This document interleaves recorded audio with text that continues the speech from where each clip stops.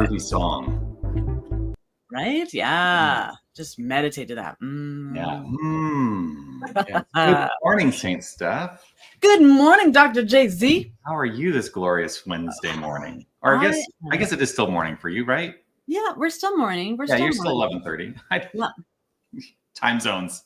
Time zones, right? Yeah. Just yet another example of time is an illusion. It is all an illusion. We made it up. I'm doing great. I'm loving this day. I'm loving this week. I'm loving this month. How's everything going with you? Things are great. It's, we're very solidly into spring here in Arizona for sure. Like lots of blossoms happening. In fact, I look out my office window. You know what? I might be able to even show you because I have the technology. I'm going to see if I can bring up this camera. The blossoms, it's kind of hard to see. They're a little bit at a distance, but I'm going to show them anyway. On the cactus out there, it looks like it's a little fuzzy. Here, I'm going to put it solo layout. Like the prickly pear cactus. Anyways, it's just beautiful. Oh yeah, prickly pear. I love the prickly pear. All those little yellow flowers. It's glorious. Mm-hmm. Yeah. Love it. Love it. So yeah, anyway, just enjoying spring. And I've got guests in from out of town. I've actually got my guests in from Canada. Yes. Yeah. See, Canadians, we'll travel to Tucson, Arizona, no problem. Love that. Yeah. You know why? It's the bomb. Because there's people there we love. Yay. Love is worth going the distance for sure. Yay. So welcome everybody. Good to see you. I'm sure you're popping in. I know StreamYard is doing some weird things with us, but we're streaming all over the place. So let us know you're watching. If you're watching on Facebook, we love those loves, those likes, those shares. Click on all of those buttons. I know I've already thumbs up and shared it out across a bunch of groups. So feel free to do that for yourself as well. If you're watching on YouTube, and again, live or on the replay, if you're coming back to this later in the day or in the week, please let us know. Just put in the comments, #replay, let us know. We will come and love you up for sure. Yes. So thumbs up on YouTube, thumbs up all over the place. Oh, here we go. We got a love. Oh, we are here. We got some love. Yes. Mm-hmm. So we're here to have a radically affirmative new thought. And we want to know from you what you would like a radically new thought about, radically affirmative new thought. Mm-hmm. So let us know you're in the comments. Let us know you're watching, where you're watching from. We love to connect with you and know who's a part of this beautiful community with us. Absolutely. Yes. Yeah. We have changed a day, right? So everybody's for the last year is so used to Fridays, but we moved to Wednesdays. I know I'm really liking it on Wednesdays. I'm loving Wednesdays. It's like a little midweek pick-me-up, right? Yes. It's like Friday. Well, I'm almost to Sunday already. Like, yeah, I like Wednesdays. I like it. Mm-hmm. Yeah. Today, oh my goodness, I had Wake Up, I've got the RANT, and tonight I've got Deep Soul Meditation. So I am just plugging in to the goodness today for sure. Yeah, I've got the RANT. I've got a fireside chat with Unity Worldwide. They are going to be offering up some information on. They're going to be offering up information on, what am I trying to say? Oh, the education of ministers and licensed Unity teachers and things like that. There's a whole fireside chat today that I'm going to be involved in. I mean, I'm just listening, but I'm not like leading it or anything. Fun. That'll be interesting. Yeah, it will be. I'm looking forward to it. Yeah. You know, it's so funny because the notion of education is always a big topic in our spiritual communities, isn't it? Yes. Like, how are we best equipping through education ministers and spiritual leaders to be in the world? And it's like the design has to change because the world is changing.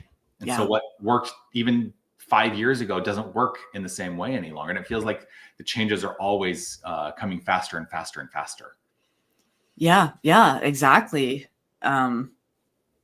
And I think too, like a new discussion, there's the form has already changed. The form has changed. And how we show up needs to catch up for sure. And for me, I really want to support a new identity for ministers, because a minister starting, like a student coming in right now to become a minister, is a new minister. It's not someone who's been around for 20, 30 years and living in that experience of ministry. Everything is bricks and mortar, everything. We live in a very digital time, and we have a different capacity now to receive information. Accessibility is huge. And I would love to see a new model come out for an identity for ministers who are focused. We aren't all bricks and mortar. Some of us have a niche. Some of us, I know people who are ministers to like a pet ministry. Yeah.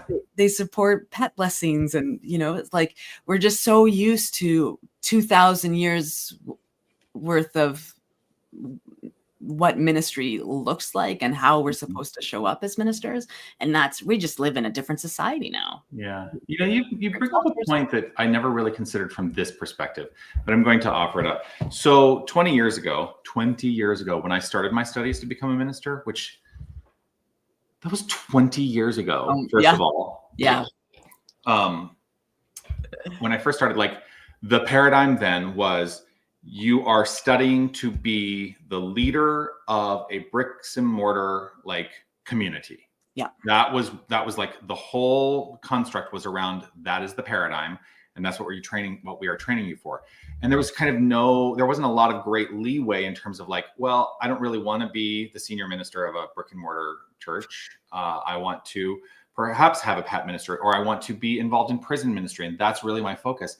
And, in the same way that like educational institutions like universities offer different degree programs. Yeah. What if we really set it up like that? So that's truly very focused. I didn't think we were getting into an education discussion, but here we are. But like really have a focused degree kind of paradigm. Yeah. So that, I think that's brilliant. There's no mistake. Like, this person got their ministerial credential in this particular area. And so you're not necessarily going to hire them to be the spiritual leader of a brick and mortar community. Right. Because they really haven't been trained in that direction. Nor do they want it. Like ministers, we're called to something, right? There's like, that's what we call it. Oh, I've been called to serve in some way. Yeah. And so the education also needs to definitely include learning so much about yourself so that you know what direction you want to go in. Yeah. You know what? Just as you mentioned that idea that we're all called, right? And I can tell you the moment that I like was, and I don't, funny things, I don't call it the call. I call it the illumination. I had a moment of illumination where I was like, oh, like, and it was like shocking to me because I was like, so not part of my plan. Right. Like my life plan. But I remember that, but I don't know that I've ever heard what your moment of illumination was, which is funny because we've been chatting weekly for, 15 years. Yeah. There's several moments, but the first moment, it is definitely a part of my storyline. I was like 10 years old. And I grew up on lakefront property in a really small northern Ontario town that's this big. Sulicout. Is that what it's called? Yep, Sulicout, Ontario. Yes. So this little tiny town, and there was this flat rock right in the lake. I had to like kind of get to it, and it stood out. And I would sit there in meditation pose. I was 10. I had no idea I was meditating, but so I sat there and I just gazed, and the sun was hitting the water, and all I could see was sparkles, and it just continued. Everything started just becoming one. the lake, all the surrounding, the trees, everything just started to sparkle and illuminate all around me. And I heard, I was just like, this is incredible. Like, it's magnificent. And I heard this deep voice from within that said, you will teach this. And I'm like, oh, that's fun. And then I ran up the hill as a 10-year-old and went and played and forgot that I was going to teach this. And so lived my life according to a divine plan that made a lot of fertilizer in my life so that I could be prepared to teach this, because I had to learn what this is for myself. And really forgetting is what happened until my first Sunday at the Center for Conscious Living, which is now the Center for Spiritual Living Winnipeg, in 2008. My very first Sunday, sitting in the pew with my girlfriend, who's my wife now. And they announced from the front of the room that if there was a class starting, building a healing consciousness. I was like, yep, need that. And you can actually take courses right through to ministry from us. And Tammy and I both looked at each other simultaneously and said, I've always wanted to be a minister. And so that was the beginning. It was just done at that point. Both of us were just click, done. We are in every class it takes to become a minister. And so illumination over and over and over again. Then trying to throw more fertilizer on to really make sure I was ready, right? So, I hope that everyone understands when you say fertilizer what you mean. Sometimes I mean it's a wonderful metaphorical fertilizer. Metaphorical fertilizer, yes. Yes, if you know what fertilizer is often who's the author of that book? It's All God, the flowers and the fertilizer. The flowers and the fertilizer. Yeah. And my thing is always, it's the sticky and the sweet. Yes. It's all divine, the sticky and the sweet. So I got super sticky and came out of it just ready for whatever it was. Beautiful. And that's not to say the lessons aren't over, because every day I get to learn something new about myself. There's no such thing as the lessons ever being over. Yeah. Lessons are always like, this is a lesson, right? This moment, this is a lesson for me. This is a lesson in interaction. This is a lesson in the capacity to love. This is a lesson in allowing infinite wisdom to simply pour through and living in faith and trust. Yeah. Like, what if we really lived each moment understanding that it is a lesson? It doesn't have to be like a 2x4 over the head, that spiritual 2x4 we sometimes talk about. Right. It's just, let us live from the point of view that every interaction is a lesson. Every experience is a lesson. And learning to listen when it's a small whisper. Yeah. So that you've got it down pat before the cosmic 2x4 shows up. Right. Yeah. And I think what you're just saying is perfect to what we were talking about before about blossoming. Yes. Oh my gosh. So it's like I was saying, it's spring in the desert here, and I was trying to show the pictures of the yellow flowers on the prickly pear outside my office window, which literally I sit here and it's like right there. It's like right in my view, and I'm so grateful for that. But I was thinking about the saguaros and how many blossoms they are putting out this year, which is like it's like a proliferation of blossoms like I have not seen in a long, long time. And so I went and grabbed this picture. So we have saguaro cactus in on our property here at Unity of Tucson. So I just quickly went and took this picture about a half an hour ago. I'm going to put it up. And so you see the blossoms that are there, but all those little buds, those will all blossom into flowers. Mm-hmm. And there are tons and tons and tons and tons of them on all the saguaros all over Tucson. Mm-hmm. And I was thinking about it today because it's so unusual that they have this many blossoms. I'm like, what's going on there? And then I realized, you know what? This is a stress response. That when we've been in an extended drought season period here in the southern United States, really, but in Arizona specifically. Like, we did not get nearly the rainfall that we normally get this past winter. And so the proliferation of blossoms on the saguaro cactus is actually a response to drought periods, because they want to live. And here's the thing that I love about that too. Life wants to happen. Life wants to happen. It's such a great reminder to me. And so when they're stressed, they put out more blossoms because they want to proliferate. They want to spread their seed. They want to survive as a species, right? And if you don't know about saguaro cactus, first of all, this cactus, it's hard to tell from this angle, but that's like a 20-foot tall cactus. Like, it's more than twice as tall, almost 3 times as tall as I am. I'm 6'2". But then it made me think about this question for us. Yeah. What if our response was to blossom when we are stressed?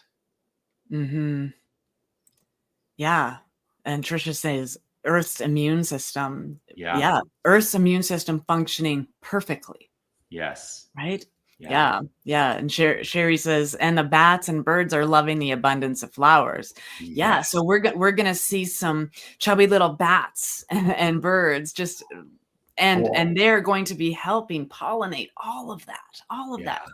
Yeah. Lots of bats. I've seen lots of bats here. And I love bats. So I'm always on the lookout for bats. It's at dusk. Yeah.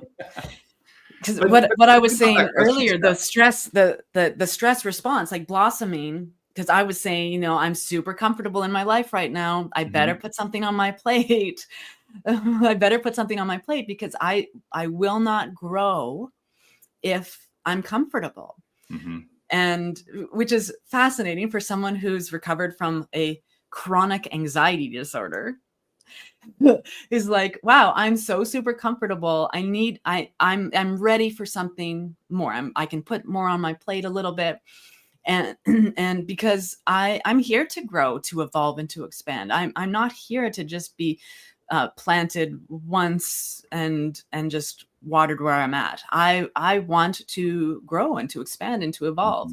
That's, I think, in our nature as divine presence, that we are always wanting to create more of ourselves and discover more of ourselves. So being uncomfortable is a safe place to be. Yeah.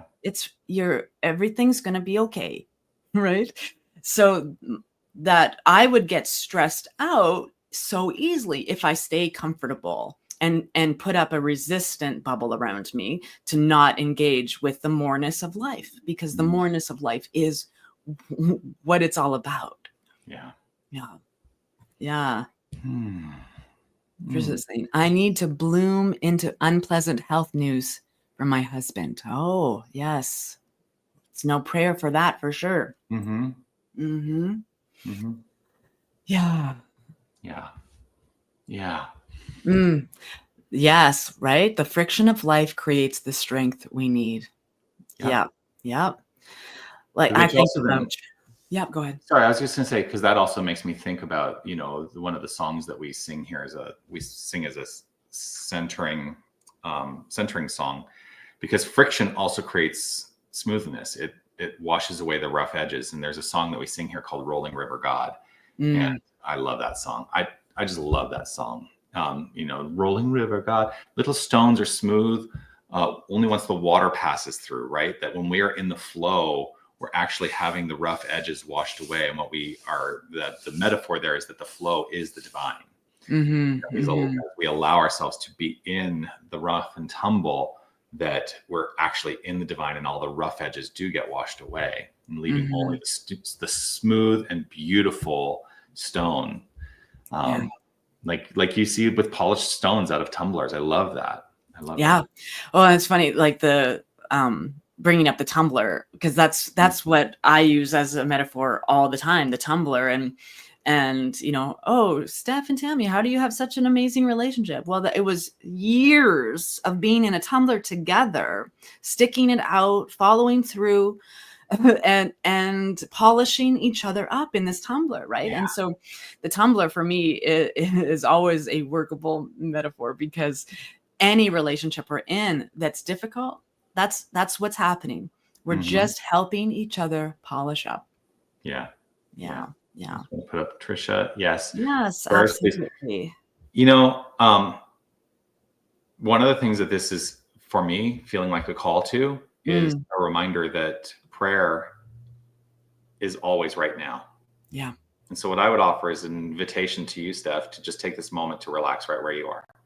And for all of us to take a moment to relax right where we are, settling into this perfect, pure here and now moment, opening up to the revelation and the understanding of the one power, the one presence. As I relax in this moment, I release any unnecessary physical tension. I release any unnecessary mental tension, and I am open, open, open, open. And I am assured in this awareness that there is only God, that there is God and nothing else. God, this magnificent beingness of all that is, it is the outflow.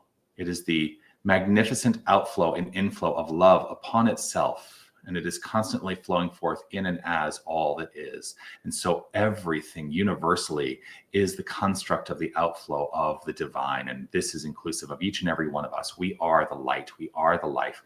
We are the peace, the beauty, the joy, the power, the understanding, the insight, the wisdom, the imagination. We are the enthusiasm of divinity itself. And so right here, right now, I lay claim to this idea that there is a perfect spiritual blueprint that has never been touched by anything in the world of form. And all form has the capacity to revitalize itself, rooted in and expressing forth as this spiritual blueprint. I trust and know that this is so for everyone. And so I trust and know that any unpleasant health news is met with this spiritual blueprint, and it is always flowing forth in its fullness, in its expression, in its goodness. For that is its nature. God's nature is goodness, and it is always flowing forth in goodness, in constructive, productive ways. And so all is well in this moment. And I allow this wellness to take hold and do its perfect work in the expression of each and all. And so with gratitude overflowing, with appreciation overflowing, I simply allow it to be. I relax, I trust, I know, and affirm it as so by saying, and so it is. And so it is. You never have to ask me twice to pray. Yep. Amen. Yeah. Yeah. Thanks, Trisha. Yes. Thank you for the opportunity to pray. Not that I ever need to be given the opportunity, but thank you for the call. Yeah. Yeah. Oh, look at this. Thank you for tumbling with me. Anytime. Yeah. See, blossom. That's we get to blossom right where we are. Yes. Yeah. I'm like, well, now I'm prayed up. I'm good.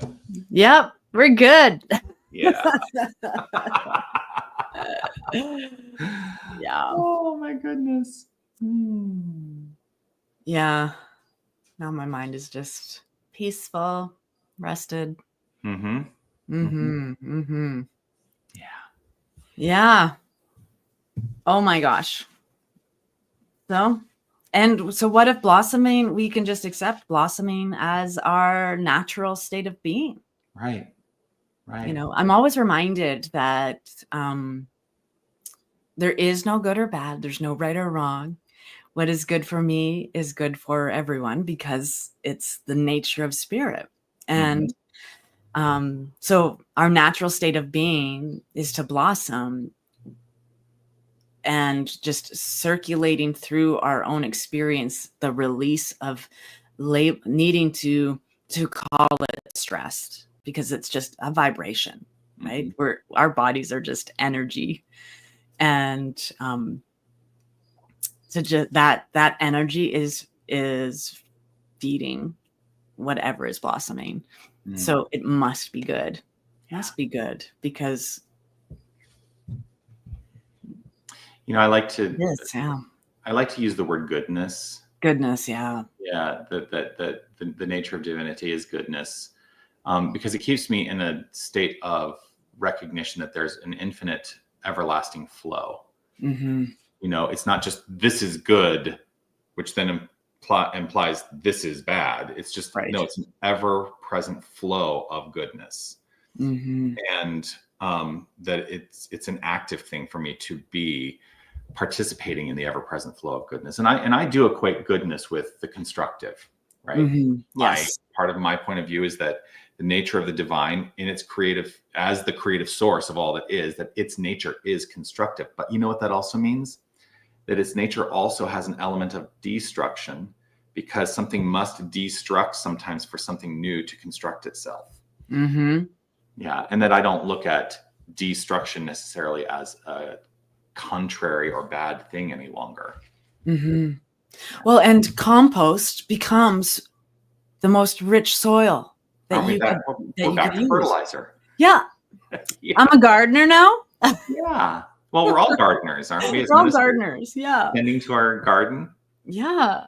I just want to make, like, that's my goal today, I guess. Just making sure everybody knows fertilizer is goodness, Mm-hmm. and it's purposeful, and we can have intentional fertilizer, right? Yes. I mean, because compost, it's an aware process, and it is the cycle of life that is unfolding, right? The pieces of vegetables and eggshells and coffee grounds that I'm not going to take in does not mean it's not goodness for something else. My plants love coffee grounds and eggshells and banana peels. And so, one person's trash is another person's treasure, always. And there's the cycle of life. It's like we were once stardust and water, and we will become mushroom food. Yeah. I think you have some agreement there. You have some agreement there. I have some agreement. Yeah. Yeah. Danny is agreeing with all the dogs that just started barking in the neighborhood. There's a dog that goes for a walk that chats it up very vocally and with every yard that has a dog in it. So it's like this, oh, so-and-so's out for their walk. Yeah. I never would have guessed that referring to life as garden would be part of my standard way of talking. Right? Yes. Yeah. My beautiful student there, Sherry, and my super assistant. She supports me in so many blessed ways, and I'm so grateful for Sherry's presence in my life. Yeah. I know mushroom foods are really good for me. I guess y'all talking about good for the dogs as well. I just chimed in to say hello. Hi, Lily. Hello. Yeah. Glad you're here. Yes. Yes. So yeah, I love every morsel. That's my radical affirmative life, right? Like I live as a radical person because I believe that every morsel of my life has been to benefit my highest and greatest good. And sometimes when we're in it, it doesn't look fun, it doesn't feel fun, we might not be ready to say this is for my highest and greatest good. And there's yes, we can get there. We can get there through that spiritual evolution of our own being. Yes. Yeah. I'm feeling very contemplative today. Yeah. Like I'm just feeling kind of like, just letting it all wash over me. I'm letting the beautiful words of Reverend Steph St. Amand to just fill me up today. Yeah. Fill me up, buttercup. Yeah, my musical cue day. Yeah, I also did not think gardening was going to be a regularly talked about thing, but in Science of Mind 101, We talk about the seed seed, the soil, soil, and the plant. right? It's how we can understand something that is, I mean, spirituality, spirit, divine power. It's simple. It is. It's like it is. God Yeah. is that which is. We make it so complex. Mm-hmm. We try to, I want to sound so smart and eloquent, so let me put in 27 words before and and make it sound poetic and resonance with the infinite universe. And we like to make things complex. We do. My joke, and that my students joke with me now, because I've used this so many times. I always say, why would a minister say in 2 words what they can say in 100? Right? Right? Yeah. Especially after you hand me a microphone. Right? Yeah, I love this, Trisha. We put a period, God puts a comma. Yes. Oh, Yeah. I like that one. Mm-hmm. Yeah. Mm-hmm. I'm gonna use that. Yeah, I want to use that too. Yeah. Yeah. Yes. I think for me, I've had to allow this to be a personal journey while enjoying the growth of others. Mm-hmm. Yes. I love it. Yes. Yeah. And that makes it's an inward journey, and everybody else gets to grow at their own pace and their own level, and to the degree in which they're ready for. And sometimes they're placed perfectly by intelligence so that we can grow, so that we can see a new perspective, so that we can understand ourselves and our own inner journey. Yeah. That also makes me think about, that just like all species that exist on this planet, and I can't speak to any species that may exist elsewhere universally, but I can speak a little bit about this planet. Everything has their own growth rate. Like I look out at the desert willow outside my window, which is the tree that was in sort of the shot that I showed you earlier, and that is a much more slow growing plant than, say, the Chilean mesquite that is growing over there, right? Mm-hmm. That one tends to grow faster. And so, allowing people the grace to grow at their own rate is really important. Sometimes I think we're on this, we want to, here's the thing, as ministers, sometimes we want people to get it, right? Oh, I want them to get it so bad. I want them to get it, but people are going to get it in their own perfect time. Yeah. Just like I did. Yeah. Well, and I would call myself a late bloomer. I think about it too in this way. Like I have a similar kind of memory of when I was in university. I was fascinated. So my first couple of years of university, I was a film production student. Like I was studying film making, and then I changed to theater later. But I spent a lot of time actually in the Women's Resource Center, which was part of like the student union at the university. And there was this one person that I knew, I can't remember her name now, from the Women's Resource Center, who was a religious studies major. And I was like, that's really fascinating. And I was so intrigued by the concept of, getting a degree in religious studies. And there was a little part of me that felt like kind of like a pull in that direction. And I didn't listen to it at the time. And perhaps that particular program might not have been the most beneficial for me. I don't know. I didn't engage in it, but that was like the initial pull to something within me was wanting to know something more profound spiritually. Yeah. And then I can also look back, and in hindsight, everything is clear, right? Well, most things, I have a whole thing about, is everything truly clear in hindsight?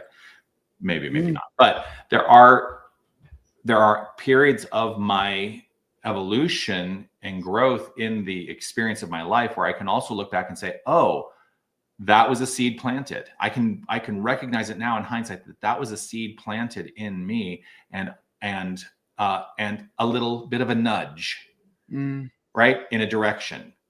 And like when I was working right after 9/11, I was working at a call center I was a telemarketer for a period of time, because when I was trying to get acting gigs, you do sometimes have to take jobs that are, flexible enough that you can just like I'm done out of here because I got a gig, right? Yeah. But I was working as a telemarketer for a time, and the call center was actually at this industrial park that was in Culver City. And I was on lunch one day, and there were people who were my colleagues in the call center who were saying, oh, there's this spiritual community over there that is really interesting. And it's, I think it's called Agape, and it's led by this guy, Michael Beckwith. And, I had no idea back then in 2002 who Michael Beckwith was or anything about that. Like, not part of my worldview. But I look back at that now, and it was like the universe was saying, hey, here's a little nudge, something to consider. Mm-hmm. And I have now defined nudge as an acronym, meaning never underestimate divine guidance emerging. And so whenever a nudge comes up, I'm looking at that going, is this something that is open for me to act upon? Yeah. I love that. I love your acronyms. I love acronyms. Like, I thrive on acronyms. Mm-hmm. Like, no, next opportunity. Next opportunity. Yep. Yes. That's why I don't get derailed by no's anymore in my life. Mm-hmm. I know it's just saying, hey, open up to the next opportunity.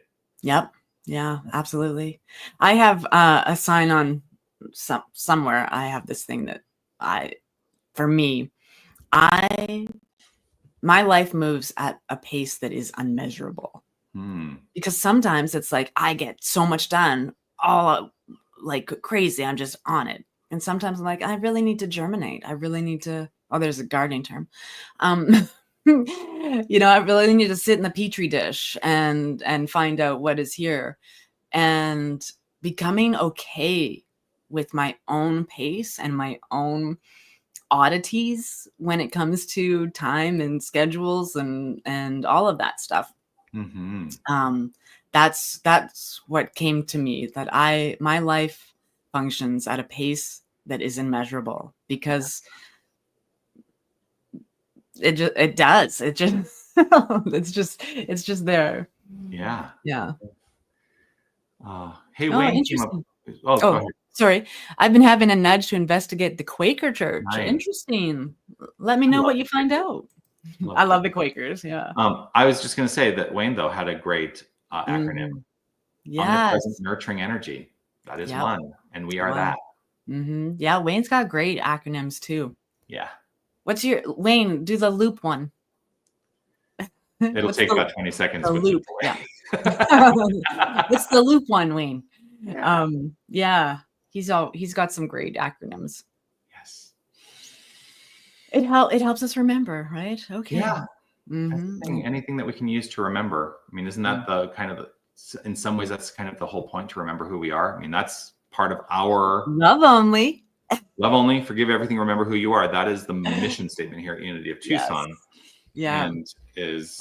Yeah. And remember who you are is really the basis upon which we build all the other stuff. Because if we remember who we are, our divine identity, which is what the call is. Like, if I'm remembering who I am, I'm remembering that I am divine, that I am an aspect of the infinite wholeness, that there is no part of me that is not perfectly divine. I remember who I am, then those other two parts of the mission statement, love only and forgive everything, easy. They just happen. Yeah. Because how can I consider anything other than love and forgiveness in my life when I understand my own divine identity? And in knowing that, I sometimes say I must understand it, but I choose to understand it about every single individual I encounter. Yeah. Even if their behavior does not match in my assessment that divine identity. And there are plenty of people whose behavior does not match in my assessment, an understanding of divine identity. Yeah. Yeah. Yeah. And knowing who you are, finding out as the most of you, and leads us to having good boundaries, healthy boundaries. Healthy boundaries can actually lead us to a more compassionate life, a more compassionate experience, because when we learn about ourselves, we're really discovering self-compassion. Yeah. And when we have that for ourselves, it's so much easier to share that out in the world, to be more compassionate. So Wayne is blowing up the acronyms here. Here we go. Loop, love on our planet. Love it. Love it. Love it. Love, life of vibrational energy. And so it is. Nice. Yes. Yeah. Here's one. Ego, expressing God only. Yeah. Which I actually always prefer. I actually used to use entertaining God only, but I love expressing God only because, ego sometimes gets a bad rap. Because we say, oh, it's edging God out. But I think there's also the notion of a healthy divine approach to ego. Yeah. That it really is expressing God only. If that's the way we allow our ego to be, unfolding in our interactions, that's a very different paradigm than like edging God out. So I love expressing God only. Thank you for that, Wayne. Yeah. Yeah. Yeah. And 'tis all good. Tag. Tag, hear it. Yes. Yes. Oh yeah, and Trisha's got one for fear. False evidence appearing real. Yeah. My fear one is face everything and roar. Yes. Yeah. I do that. I do love that expressing, like, the people have this negative idea about ego. Oh, yeah, that's your ego self. Well, I mean, what are you guys talking about and working on? Like if your ego is something that you're fighting, you're probably challenged with something more. So there's something else that you're working on, that your ego self is, picking away at to clear out the muck and the mire and help you get to somewhere you actually want to be. Your ego is, we are individualized expressions. We are unrepeatable in our selfness. And so that's the ego. And that's why I love expressing God only in that idea of ego, because that's what we are. We are the form, the physicality of spirit. Yeah. All of my activity is divine activity. Yeah. Sorry, I was just thinking about ego, id, super ego, all these Freudian words that are used in psychoanalysis. And because I was just thinking, like, the id, the primitive unconscious part of the personality that operates on the pleasure principle, right? But what if we redefined the id in this way, individualized divinity? Ooh, like it. Yeah. That's where my brain goes. So the id is the part of the mind that's about pleasure. And so in my experience, Louise Hay and all that, the help and support I've had in my healing journey, because we call it healing, even though it's returning, is the inability to receive pleasure, the inability to acknowledge pleasurable things in my life and things like that. So interesting. I'm gonna have some more conversations with my id. Yeah. I love it. How's everybody doing? Yeah, we've been going 45 minutes. Yeah. I'm feeling very, like I said, contemplative. I'm feeling a little meditative today. Yeah, I've had I've arranged my whole week now so that most of the stuff I do is Monday, Tuesday, Wednesday. So I've had a whole work week. So I'm like, this is, and I got a whole list of things to do today. Yeah, we're working diligently here in the office to try to be away tomorrow. Because we had a full week. We had a board retreat on Saturday. So like I haven't had a day off since last week. But I've been going for, significant days in a row. So tomorrow, my intention is with all of our guests from Canada, we're going to go to, did I already say this? We're going to a resort tomorrow to spend time in the lazy river and just enjoy. Yeah, that's what we're doing. Yeah, nice. Yeah, Lillian saying, yay, pleasure is, pleasure is usually associated with guilt for me in some way. I guess because I still like margaritas. Yeah, guilt and pleasure, absolutely. There's also a lot of shame that comes up from pleasure. That there's work around these things: guilt, shame, vulnerability, authenticity. To sometimes we're afraid to even know what we find joyful. Right. Because when we know, I was having this conversation last night, when we are in a moment of joy and we realize it can slip away from us. Right? So like being present for our joy and recognizing like, I'm in a joyful moment. Let's remember this. Let's take this in and embody what this means so that when it shows up again, it's not such a shock to my system. It's just, oh, I know what joy feels like. Joy is expressing through me. And because again, 20 years of chronic anxiety disorder, way back there was no time for pleasure or joy or finding things that made me happy or all of that. We spend so much time picking away at ourselves in that the harshness of life, instead of picking away at ourselves and gardening and taking the weeds out and fertilizing the soil and, oh, look, a new food for my soul. Taking it in and really just acknowledging it and accepting it. We do not celebrate enough the little moments that we have. We spend so much time on the to-do lists and the plans and the goals and the, coming from a personal experience of workaholism and just always being on the go. You got to celebrate the good little morsels and nuggets. So you've just inspired in me this. But I'm going to preface it by saying one of the things that I do in my spiritual community each Sunday, and you're aware of this stuff, right? That I give, I used to call it homework. Now I call it home practice because people said, I don't want it to be work. I'm like, okay, well, you get to decide your relationship to the word work. Yeah. I invite people into a home practice because I say, if it is not enough to just know the tenets of the philosophy, we're called to put them to use in our life. And so I endeavor to make the philosophy practical.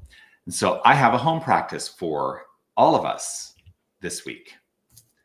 And that is to, instead of writing a to-do list each morning, write a to-be list. What is it you're choosing to be today? Yeah. And then act upon that. Be it. Like write it down. Yeah. Use that tactile experience of the kinetic, writing, and my recommendation is don't even do it into a screen. Like I do a lot of my notes into my phone, right? Like literally write it out with a pen and paper or a pencil and paper or a crayon and paper or a crayon on your wall. I don't know. However you choose. But instead of a to-do list each day, write out a to-be list. Yeah. So that's the home practice for the rant this week. Nice. Yeah. Home practice. Wonderful. Yeah. Well, I think now that the home practice is given, we could probably share our love and send everybody off and have a great, amazing, and wonderful day. How's that sound? It sounds like we are complete. Yeah. And I'm grateful. Yeah. I am so grateful. I love our rant time. I'm so grateful for all of the people who are here to be with us and all the loves. I mean, look at all we got Mhm. cares and loves and likes. Look at all that good stuff. Mhm. And Yeah. I bet you we got some shares. And yeah, brilliant. I like that. Yeah. Yeah. Yeah. So there we are. Well, There we Steph, are. it was a delight. I do want to say, of course, if you have anything that comes up for you when we're not live, like if something occurs to you in the week, Yes. our email addresses are right there. Send us an email. Let us know what you would like us to rant on. Yep. And we bring it. Like, I think people will tell you if they've sent us emails in the middle of the week, we do bring it to the rant. Yep. So, And One Love Awakening, you can, if you're watching on Facebook right now, you can even hit message. yes. I get those too. Yeah. I get those too. Yeah. Oh, Lorelai says, home loving. Yes. Yes. Yay. Love it. Love it. So, Okay, everybody, have an amazing week. Love and peace and blessings to all of you. and so it is. Bye-bye.